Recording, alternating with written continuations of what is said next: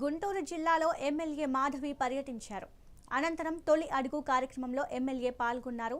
రాష్ట్రంలో కూటమి ప్రభుత్వం ఏర్పడి ఏడాదైన సందర్భంగా ఇంటింటికి వెళ్లి స్థానిక ప్రజలతో మాట్లాడారు. ఈ ఏడాది కాలంలో ప్రభుత్వం అమలు చేసిన పథకాలను ప్రజలకు తెలియజేశారు.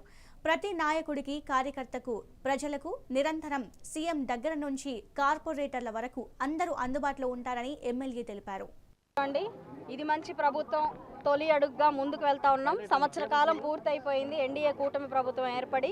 అయితే ఈరోజు ఇందాకే అన్నారు పాత్రికేయ మిత్రులందరూ కూడా, ఇదొక కోలాహలం లాగా, ఏదో ఎలక్షన్ మూమెంట్లో క్యాంపెయినింగ్ లాగా ఉందండి అని అంటున్నారు.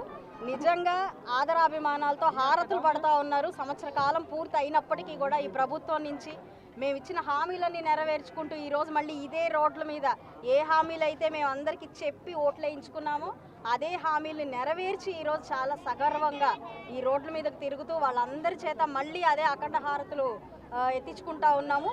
కొన్ని సమస్యలు ఇంకా అవలేదు అని చెప్పి మా దగ్గరికి స్థానికంగా ఇప్పుడు చాలామంది చెప్పడం జరిగింది. అందులో ప్రధానంగా పెన్షన్లు. అయితే గత ప్రభుత్వం యొక్క వైఫల్యానికి కారణమే ఈరోజు ఈ పెన్షన్ ఇవ్వలేని పరిస్థితి. ప్రభుత్వం వచ్చిన తర్వాత ఇదొక బాధ్యతగా మేము తీసుకున్నాము. ఇక్కడ మాకు ఓట్లు వేయండి,